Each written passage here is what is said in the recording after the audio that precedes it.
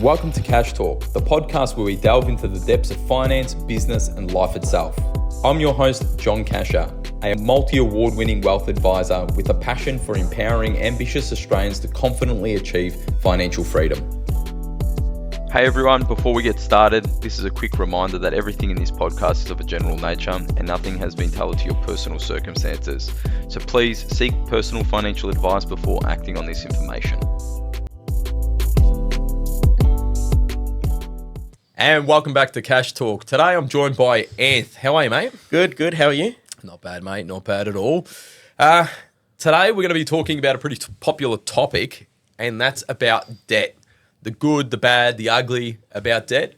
So, mate, you have seen a lot of clients in different situations. So maybe over to you, what's some of the things that you want people to learn about good and bad debt and how it all works? Yeah, I think that's a big topic because there's a lot of different things within debt. You've got good debt, you've got bad debt, you've got consumer debt. There's a lot going on, and I think a lot of people are just scared of debt in general, and don't understand that debt always doesn't need to be bad. There are ways that we can use debt in a positive way, but also just things like having a home loan. Just people always seem to be scared of having a home loan where it doesn't need to be that way. Do you think that there's obviously that because having the debt and the impact that has on cash flow, and especially with when you're in a rising interest rate environment, you kind of get scared because of the limitations it has on your lifestyle.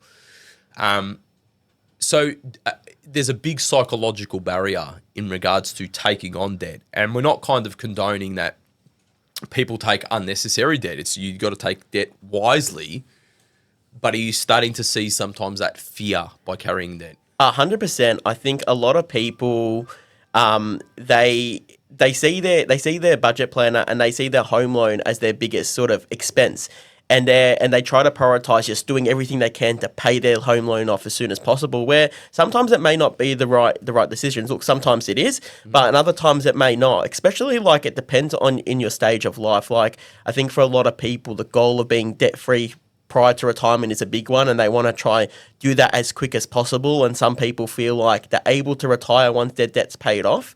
But I think the important thing to remember too is your debt isn't really increasing. Okay, we've got the cost of living is always increasing with inflation and stuff, but your debt doesn't increase. If you've got a $500,000 debt, it's not going to increase to $505,000 in a year. It's yes, you've got interest that you need to pay, but you got to really look into, okay, how much is it worth paying down our debt and what can we allocate that money to? And I think you raised a really good point about interest rates going up.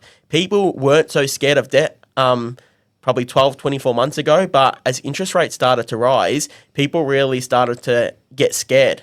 And I think that mainly come to the interest rates being unpredictable, and people weren't sure, okay, like when is this going to stop? Are interest rates going to continue to rise? How much do we need a budget for our mortgage going up even further? And that was a bit of a reality check to a lot of people. So do you think, Anthony, it was a matter of people that you saw maybe inadequately planning? Because when I look at these interest rate rises, a lot of our clients who were there before the rate rises, we could accommodate because we set in measures to be able to kind of mitigate against interest rate rises. However, even though we were doing that for our clients, the clients that were coming in midway, when we would talk to them, there was inadequate planning. So I really think that what you're talking about here, and please correct me if I'm wrong, that people were making decisions when rates were low without knowing what the impact's going to be or what could possibly happen in 2 to 3 years' time. Yeah, a lot of people were so willing to jump into the property market when interest rates were 2% because they have a look at repayments. Oh, like, yeah, we could easily do this. And it's those people that never experienced high interest rates that they started to see these rise in interest rates and things started to grow. And they got a bit more fearful, and yes, because they didn't plan. They didn't think, okay, if interest rates do go up, when they eventually will, because they're not going to stay at these record lows forever, how much will that impact our cash flow? Are we going to be able to afford to continue to pay this mortgage?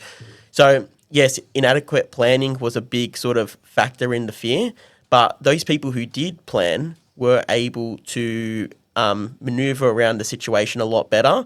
And yes, some of them did still struggle. Some people didn't anticipate rates to go as high as they did, but they were much more better off because they planned rather than the people who didn't plan. Understand.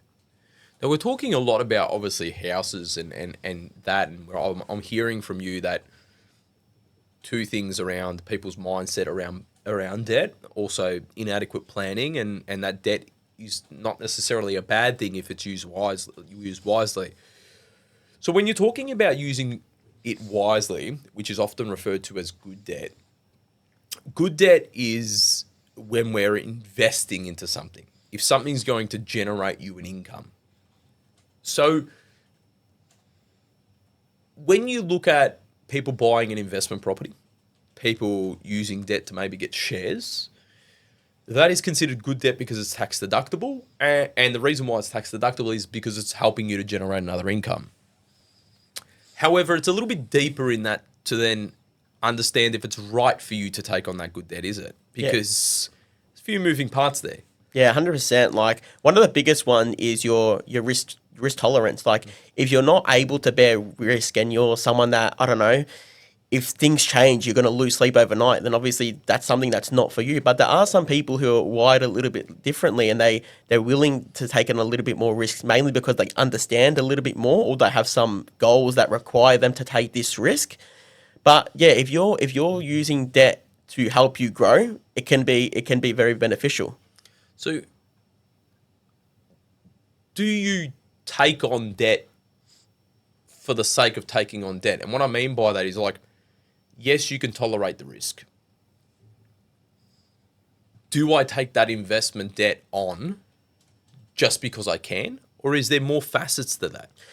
Well, I think it really comes down to the goals. Like, if you're at the end of the day, we want to reach our goals with taking as minimal risk as possible. And if we're able to get to those goals without having to take on all this additional debt, then really, do we need to do that? And that's sort of, it's a bit of a deeper conversation that you need to have, and you need to sort of have a look, okay, what do the next 10, 15, 20 years of our life look like? And if we can achieve our goals in a very good probability without taking on that extra risk, okay, do we need to do it? But then there's other people where they need to do that because their goals require some, I don't know, additional income or some asset growth, which they can't do unless they take on that debt. So it is very dependent on the situation. But yeah, I would bring it back to the goals. So what we're saying here is that don't take debt on just to take on debt. You take on debt to achieve your goals, and you use all the levers you can, elevating your income, reducing your expenditure, revising your goals potentially, and then increasing risk-free leverage to take on debt. When it comes to purchasing a house, it's very, very hard for you to have a cash deposit or cash amount to then buy that first home. So you're likely going to take on debt. Do try and crush it. Yeah. The crushing between, like, do you just then, that's all you do, crush your debt? No. And this is where I want to go with this now. I was speaking to JK a week or so ago. I can't even remember when he was on the podcast, but we were talking about debt versus investing. And I want to kind of re-emphasize this because I constantly see it. You know, sometimes I can map out people's lives where they can pay off their debt in 7 years or 8 years or 9 years, and that's amazing. Okay, it was probably more quicker than people expect. However, if you're just paying off your debt and you're putting all of your surplus cash flow towards paying off your debt, you're also delaying your investing as well. And so if you just have your home loan and you're focused on just paying off debt, you're delaying that investment time frame, and it's investing for a long period of time where you increase the probability of actually making money. And I know you have these decisions. I had JK before, but kind of how do you distinguish between how much goes towards someone's debt, how much goes towards their investing, and how do you map that out? Well, I think something that's really important is to have your debt at a manageable level. So yes, like I don't really like my clients having a huge amount of debt where they're sort of drowning. But we don't need the debt to be so minimal where they don't even notice it's there. Like, you need to find the right balance on, okay, this is a manageable amount we're able to make towards our debt. We've got surplus cash flow. We want to allocate, I don't know, it depends on the situation, X amount to investments, X amount to debt. We want to make sure there's some surplus cash flow there in case something did happen. We can sort of maneuver our status and change where that money is getting allocated. But I would say my thing is you need to make sure that your debt's a manageable level. And that depends on the person's income, their expenses, their lifestyle choices that they like to make. Like, someone without children, for example, is probably going to have a higher debt that they can manage than someone with children. If you've got a single person versus a couple, like, there's a lot of different factors as well as your age too, which determines how much debt you're able to take on. And So it's not a one size fits all. There's obviously a lot of moving parts. However, a lot of your basis is basing it off their cash flow and then linking their cash flow to their goals. Is that what I'm hearing? yeah, 100%. Because at the end of the day, and I've referred back to this, and I know you have too, cash is king at the end of the day, and making sure that you've got the right cash flow to be able to live your lifestyle that you like while still achieving your goals and not sort of feeling the squeezed or overly stressed is very important. Yeah, and I've seen many people over my years get that wrong, and I've had to come in and kind of fix the scenario because they haven't focused like that. So it's really good to hear that from you about your methodology in regards to how you pay off debt. Now, a very interesting fact that people need to know is that the house you buy and you live in is bad debt. Okay, you heard me right. It's bad debt, not good debt. For the factor of the definition of bad debt is non-deductible debt. See, when you pay off your home loan, you're also paying off in after-tax dollars. Okay, so you remember if you're paying $1,000 a week, okay, you're taking, let's say, $1,300 a week of before tax income to actually pay that $1,000 a week. So when it comes to investing, you want to try and pay everything as much as you can in pre-tax dollars, because you're paying it before the government kind of gets their money. And so what I'm trying to get at is, yes, you need to pay that debt off that you've got, which is that bad debt. And that's why we like to crush it. I'm not going to say as quick as we can, but in a fast-paced environment. We're always allocating more to crushing that debt. Now, another big one as well, too, that I do see is in regards to personal loans, credit cards, car finance, which is huge. And I see a lot of people that come to see us because I see a lot of the prospective clients that come to see Thriving Wealth, and I see their cash flow getting eaten by debt. It's crazy. And we're working on one at the moment. They're coming into their 50s, yeah? They've got 2 car loans, they've got a home loan, they've got a couple of debts all over the place, and they're expressing to me that they feel like they're drowning. They feel like they're not getting ahead. So, Anthony, you're a qualified mortgage broker, financial advisor, a few kinds of different hats that he has in Thriving Wealth. But this particular client, I kind of referred them to you and I said, I think this is a good candidate to consolidate their debt. Why would we consider consolidating their debt? And then what's the mandatory requirements when you consolidate? Yeah, so when people need to consolidate debt, it's usually because the repayments are simply too much for them to afford with their cash flow. And that often happens because things like car loans and personal loans have a much smaller loan term than, say, a home loan. And usually they do have higher interest rates and they're non-deductible in most cases. So they're the worst debt you can actually have. And they're also much easier to get too. So getting a car loan versus a home loan, I know asset finance can usually get done in 24 hours, whereas a home loan is a little bit longer. There's a lot more sort of requirements it takes to be assessed and things like that. But some people don't think about it and they just jump into it because they see shiny things and they sort of sometimes they want it, sometimes they need to do it. But sometimes when you're in that situation where you can't afford it with your cash flow, it's okay. We don't have a choice. We need to consolidate this debt, and it's not something that I love to do when I have to consolidate people's consumer debt into their home loan, but sometimes there's no other choice. So for this client that we have that needed to do that, just so everyone understands, we've mapped it out so that their debt is repaid before they're due to retire. Yeah. But the precursor of that was we're consolidating on the premise that you are crushing your debt. Because what happens is people are having lifestyle creep funded by their debt. And that's why it's so important because, and we've seen it before where it's like a person's bought a house for, say, $500,000, or they've got a $500,000 loan when they first had their home. And then you speak to them 5 years later and you're like, okay, well, you came to see us five years ago and now you're coming back to us and your debt's now 800 grand. Like, what happened? And they're like, oh, we went to Europe, we went to America, we bought 2 cars, we went. And so their whole life is funded off debt. And all that's doing is kicking the can down the road. And I could say that for the government as well. But it's the same thing happening with consumers, isn't it? Yeah, 'cause people don't know how to say no to things sometimes, and they don't think about it. They just wanna enjoy life, and they don't think about long-term goals. And they're like, oh, okay, we'll do this now. We'll worry about it down the track. But really, doing that has added 5-10 years to your mortgage, which means you're gonna need to wait an extra 5 or 10 years to be closer to retirement. So it is pretty crazy because people just want things to happen, and they're not disciplined enough to sort of to say no. But like, there are some situations where it is okay to take on these sort of debts. Like, for example, if your cash flow, and this is the way that I like to see it sometimes, is if your cash flow is really good and you're able to save a good amount, but let's say, I don't know, a client just started a family and they need a second car because they were used to having one car, but now they're both at work and they need to do running around. Cash flow is really good and they're going to be able to save enough for a car, but they need that car now and they can't wait 24 months to afford that.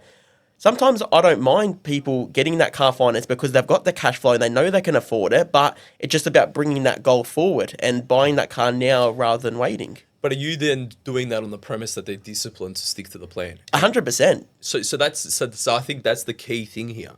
If you don't have the discipline, it causes into a bad. And this is where debt is a fine line between being a really good tool and being a really bad tool, isn't it? And like what you have to think about is how disciplined are you? Because you make one wrong decision and, oh yeah, we don't have money to spend this week, but there's some money sitting in our offset account that we've made extra payments to pay down that car loan portion. Let's just use that and we'll be able to go out this week and we'll be able to buy this for the house.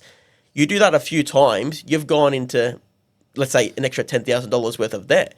And John, like, and I know when you see new clients coming through, how often do you see that happen where people, like you mentioned before, their mortgage has actually gone up over time?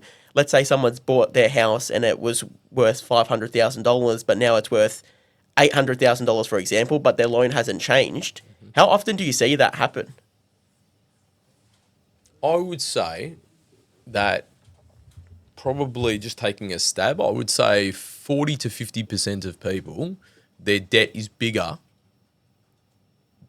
now than when they purchased it, say, 4 or 5 years ago. And there's always something. Renovation, time off work, debts funding some kind of mechanism in their life. And do you find that these people are doing this because they don't know another way and they don't have the guidance, or they're not disciplined? What do you think it is that drives them to do that? It's hard to do it the other way. And people don't like hard, but choose your hard. Yeah, like, kick the can down the road, keep kicking down the can on the road, and you'll be forced to sell your house. You know, keep buying things you want, and soon you're going to have to sell things you need. Great quote. Yeah. And that's what debt does. You know, you look at Benjamin Graham in The Intelligent Investor, he says pretty much an intelligent investor will only go broke by using debt. And so debt, though it's a very powerful tool, it's a very dangerous one. And in the hands of people who aren't disciplined and aren't knowledgeable, I've seen it ruin more people's lives than it's actually become successful. And people are going, John, that's a big statement. No, you're seeing the rise of debt in the world right now. I'm talking about consumer debt. You talk about my parents, debt wasn't as accessible. Right now, most people's lives are being funded from debt. You look at the cars they drive, the houses they drive. Ultimately, unless their debt is completely paid off, it's funded by debt. Their offset accounts are going up and down, they're redrawing, whatever's the case. Now, a lot of people are just believing and saying, YOLO, who cares? Yeah, like when I die, I die. Whenever happens, happens. My assets are going to grow in value. Cool. Go speak to the US people in the US market where housing prices dropped significantly and they had these debts. Like, this goes back to an Australian wealth problem in regards to we believe that wealth only grows in property and it consistently grows. No, that is not the case. There is properties that don't grow in value. And if you look at the risk return kind of trade-off, property is kind of up there with like shares in regards to the level of risk that you take. Add debt to that, well, takes it up a whole nother level. Magnifies it. So am I saying that people shouldn't use debt? No, I am saying people should use debt if they've got the discipline, the behavior, and they know how to use it. So out of the people that I see, most people aren't using it right. I'm seeing they can't use it right. Are they willing to change? Some. Do everyone change? No. Yeah. Not everyone's successful. Not everyone wants to do the sit-ups every day so that they can have abs. No one wants to do the diet. They don't want to do the hard work. They don't want to do the hard work because to fund that holiday, it's so much easier to then just refinance on my house, cash it out, go, and then worry about it tomorrow. Get it out, worry about it tomorrow. Worry about it tomorrow. You worry about it tomorrow, I won't be surprised in 10, 15 years that you can kind of get your kids to do like a guarantee where when they start work, they can kind of take over your loan. And then there'll just be this 100-year loan, revolving loan that you'll have. Yeah, wouldn't be surprised. Like intergenerational loans. Well, from the banking side of things, they want to make more profits. And I can tell you they're quite powerful. And I'm not trying to get in here, but what I'm just trying to say is debts in the 70s and 80s were paid off much quicker. Yeah. Because there was a big focus on debt not funding cars and clothes and afterpays and this and that. Like it was literally just your house so you can put a roof over your head, nothing else. And you mentioned an interesting one there, Afterpay, buy now, pay laters, which weren't around. Oh, mate, credit is so easy. Like literally everything you purchase these days, there's like an option for like a 4-month installment.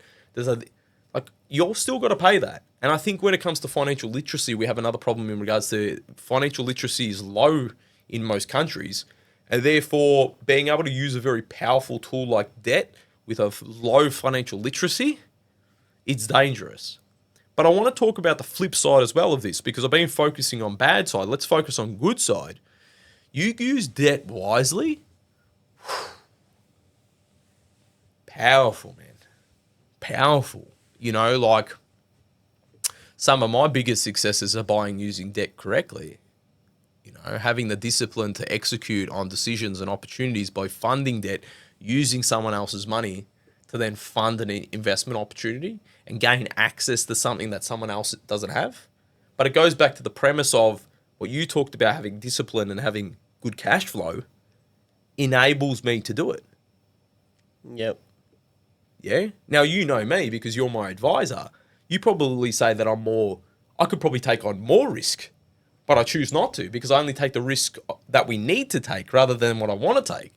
And so I'm using investment debt as a double down on a good decision. Double down on a good decision. If there is an asset that is too good to refuse, because I got the right behaviors and the right cash flow, we execute. So it can be very, very powerful for you to get into a position that you could not get if you just had savings alone. Correct. And I think the other one as well too is that you've got to remember, like Anthony said before, even on interest-only debt stays the same. When inflation actually grows, the value of that debt actually reduces over time. And what I mean by that is if you've got a debt of $500,000 today, in 30 years from now, if you just paid interest only, that debt would still be $500,000. But that $500,000 as a value in regards to the purchasing power of that $500,000 is now much less. Because the cost of bread and the cost of milk has gone up probably 10 times in that 30 years. Plus wages increasing. And then if you can use that debt to then buy into growth assets, shares, property usually, you're then investing in an appreciating asset. So you've got something that's usually an inflation a plus inflation growth asset using a debt that actually erodes over time by itself. And you're using the debt to buy things that are making you money, not buying things that are putting you out of pocket, like cars and holidays and things. You're buying assets that are building your wealth over time, and you've got something there to show. Like, let's say you use debt to buy a car. In 10 years' time, that car's going to go down in value. Whereas if you're buying an asset, most likely in 10 years' time, that's going to be increasing in value. So if you ever did want to pay off that debt, you could look at, I don't know, potentially selling that asset to pay down that debt rather than the car situation. Your car's worth less than that loan is. You're out of pocket an extra 30 grand. You raised an interesting point where I'm going to wrap things up because it's been a great chat and I think we could go on for a long time. But Anthony just mentioned something there. He goes, using debt for assets. However, in the same conversation, he said that a car was not an asset. So I want everyone to know this. The definition of an asset is something that puts money in your pocket. When you go do a home loan application, you go do a application for any type of credit, the couch that you have at home, the car you have, everything sits in the asset basket, including your house. However, an asset by definition is something that puts money in your pocket. Therefore, none of those actually should sit in the asset basket. They should sit in the liability scenario. So simply understanding the difference between assets and liabilities drives your decision-making about using good and bad debt. And one of the first things I taught my son, my eldest boy, was the difference between assets and liabilities. Because understanding that flows on to everything else. So, Aaron, nice chatting to you. We can talk about debt for ages. You're going forever. Hopefully that's been really informative, guys. If you're liking these, subscribe to our YouTube channel. Make sure you follow us on all major platforms. And until next time, I'll speak to you soon.